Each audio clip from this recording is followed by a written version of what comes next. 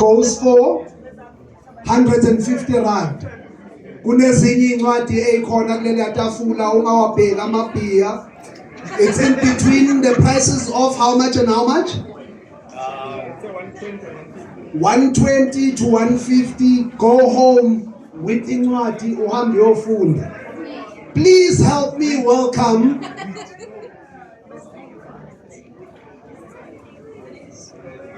an alumni, current state, a slam champion, a copywriter by profession. Usebenza ngamagama lo mfana. Me, I've had the privilege of standing in front of him as his teacher. He's pretty dope.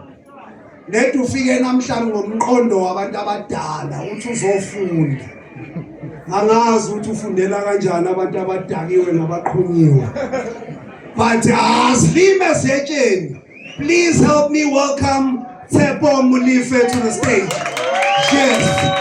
Yes. Yes.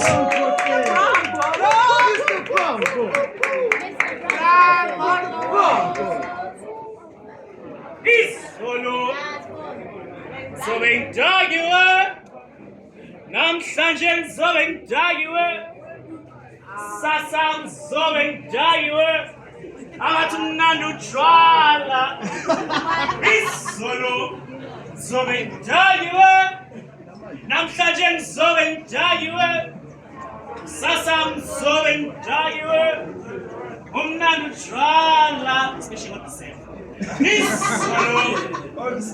Zobendagiwe namhlanje zobendagiwe sasa zobendagiwe abathi mnandi utshwala. Things we lose at parties: beanies, scarves, lights, cell phones, keys, wallets. Ish, one, your girl. What? A fight, friends, monthly budgets, virginity, dignity, memory, your mind, your way, yourself, the morning after. The night hadn't fully consumed you until you lost parts of yourself, along with the moonlight. Apparently, I'm vacation planned, still needing money to be home. I'm money that never settles on black hands, I'm black hands that toil to keep white privilege sacred. I'm white privilege that was built on black pain's back. I'm black pain I've inherited from my father's wilting hands. I'm also my father's cooking, lacking maternal love in each stir. I'm Marvin Gaye's often note singing Ma back to life. My family's what happens when you wish for the dead and being answered only by silence. My family is the apology stuck in between the grave, cynical teeth. But others call me MrBrownBottle because, you know. Others name me the tatted baddie because, you know. Others just call me Ingose Dalangamaka. And I was named Hope in a language I can barely wrap my tongue in. I mean, Asutu clan will somehow leap out of my tongue to claim me as one of their own, while Asutu clan hides within my lungs. What I'm trying to say is that every time I speak, I betray my own kind. This is probably a good time to explain. My accent got lost somewhere between my mother's tongue and my father's translations. And my accent couldn't migrate fast enough from Lesotho, so borrowing one from Soweto was probably the next best thing. Now my tongue calls me Zulu while my name drags me back to my father's land. Hey, don't blame me. My father had sinkholes for years, so whenever my granddad gave him his history and speeches, he would often lose his attention. But thank God mother had buckets for hands that held fragments of my granddad's lectures. Fortunately, like my granddad, mother is one with the soil. and fathers growing shovels for hands to dig parts of himself in between what's left of my mother. I'm afraid I'll be joining him soon. I'm afraid this may become a father-son tradition. I'm afraid I may have to look for my identity in between my grandmother's teeth that refused to let go of my granddad's maid. She's an old scripture, written on corroding scrolls. Man, I dare you to find your clan name in a book full of blank pages. If you look closely, you'll often find me holding history books, hoping some text might just trickle down and tell me who the hell I am. What?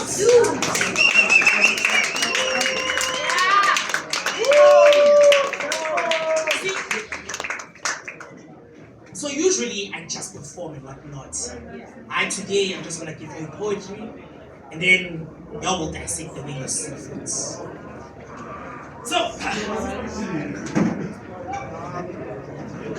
the next poem is called Dance. It comes from my book, the MrBrownBottle series, blah blah blah. Man, kuna mo December, man. I see it. Oh, the December sun had set, and the moonlight baptizes us into another fantasy. Don't you know? The night waits for people like us. Those with heavy hearts and needing inebriation to feel just a bit lighter. The bar counter knows us by name, and all its contents wants to be a part of us, particularly the liquid in this here brown pot, which has me forgetting myself and eyes that crawl up my all too busy feet. My body is now a bottle, gyrating to the pulse of the club. I'm already spilling my life's contents all over this floor. Yeah, this cemetery recognizes my ways of loneliness, of needing company, of settling for crawling eyes and whistles instead. So I dance and spill my lonely on the floor. I dance and all our shadows touch and kiss. And this too is company. And this too is companionship. And this too is filling the hole my mother left when cancer showed her a new way of returning to God. What is having your breath taken away? If it isn't dancing your sorrows away, if it isn't lifting your feet so high, your rhythm becomes prayer.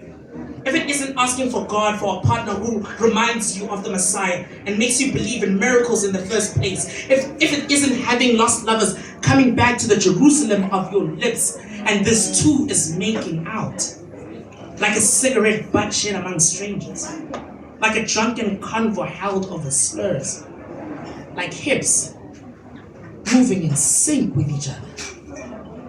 Tell me, what's more gorgeous than burying life's sorrows in music? What's more beautiful than mourning loneliness on the dance floor?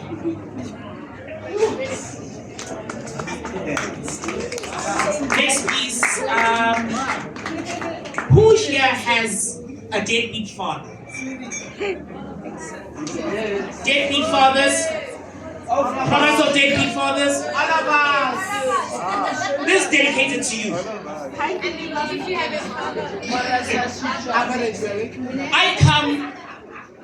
I come from a lineage of open parts. The men in my family don't mind making a living out of begging. They use swift excuses to pickpocket your savings because no one told them that burying seeds in foreign wombs comes at a cost. Is it a wonder that spare change came? Damn it! Give me a second.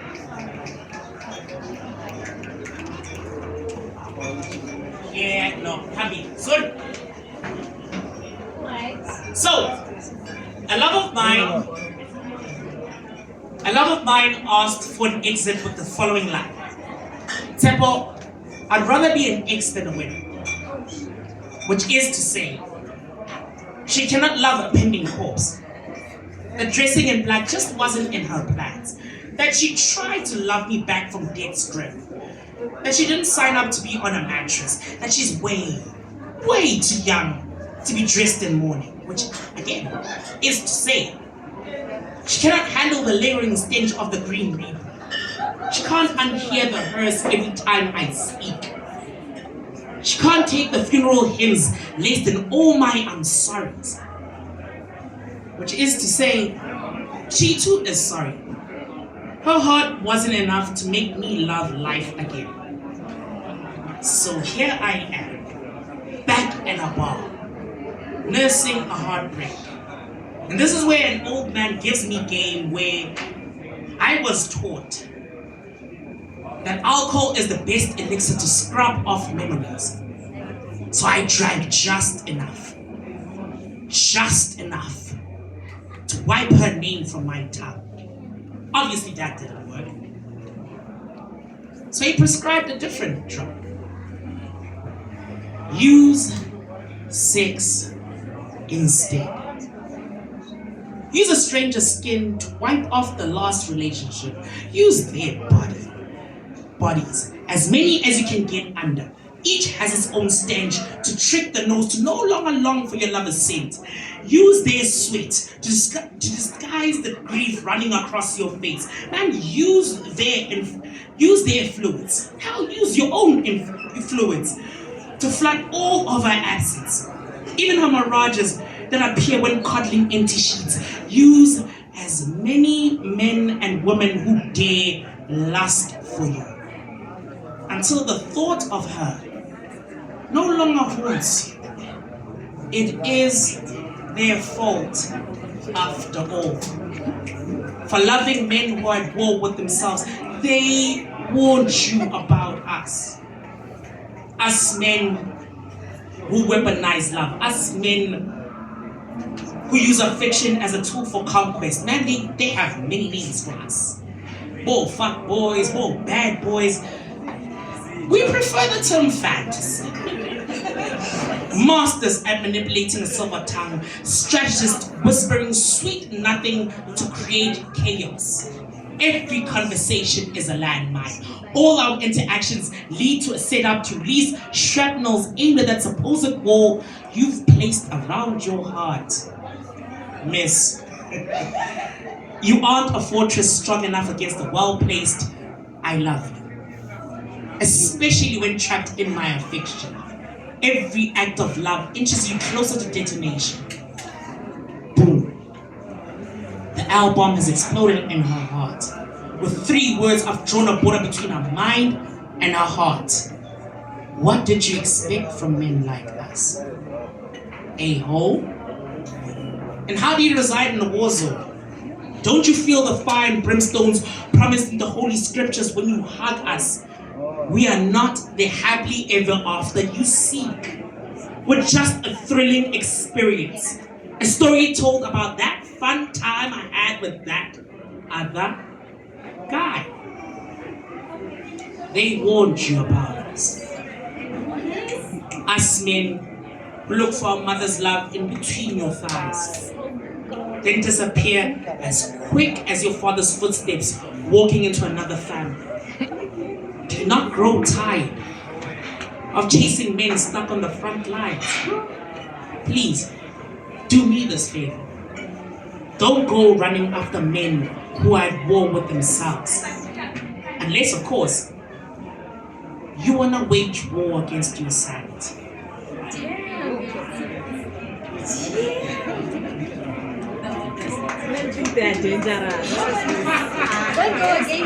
Because loving a thing that courts death daily is akin to hating yourself. I am that thing. I am that thing that damns my beloved to self-hatred. I, a hopeless star losing light, always asks for my lovers to gather prayers and words of encouragement to force feed me more life, even if their efforts are mere placebo. I, a selfish martyr too ready to part wrists, am still counting the reasons to still be here. The count. It always ends at 0. These days, entering the heart of a thing courting death daily is akin to committing treason against yourself. All I have to offer is a bouquet of I'm sorries. A fitting wreath from a dying thing, don't you think? Trust me, I too am weary of being this dying thing. I too no longer crave to be in this skin. So, should you choose to love a thing that courts death daily, come pre-packed with Lazarus' command to rise. And pray Pray I believe in miracles too.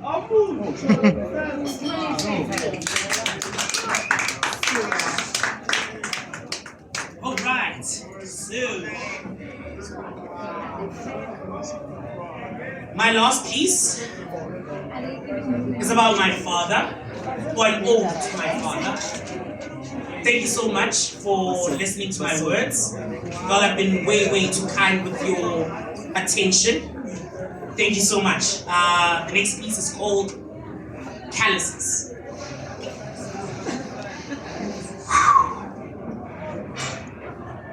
My father was a man of steel, with skin made of corrugated iron. He was an alchemist, skilled at bending metal to his will. He would usually conjure 2 rand coins from nothing. Man, he would swear he was a magician. I'd often ask him how he did it. His answer's always the same. I'm Fana. A magician never reveals his secret. As I grew, I learned of my father's trick. Turn parts of your skin into coins. Use only the parts that have been scraped off from hours of commuting and being hammered into a cog of the system. My father never spoke about how the boss mined his self-worth for the sake of his family. About the exhaustion left after every excavation. About the nights he really couldn't reconstruct himself back into fatherhood. But my father's a man of steel. Too rugged to let life chisel him down. His family and his son were the only alloy that steeled his resolve. So with callous-filled hands, he molded 2 more coins to steel his will. First, as a vow to provide for his family. The second was to purchase my future. So he kept melting more of his backbone to make enough fool's gold for me to believe that I too am of gold standard. But I dared to dream. I tossed my father's coin into a wishing well, hoping that the pen might be my escape from a life of hard labor. What else can a man of steel do besides turn himself into more coins for other family members that turn to him for spare change, withdrawing just enough to keep his own family afloat at the cost of his health? On the 12th of December, my father ran out of backbone to melt. All that was left was an empty mind, a man of steel who just ran out of iron to give. Now I too find myself being more alchemist than man, swallowing too much of my pride and more I quits than I can count, just to turn myself into coins to feed the family he's now left behind. When did I start growing into my father's hands? When did my father's calluses sprout from my palms? At what point did my knuckles begin to rust? Yeah, Mama, that's my time.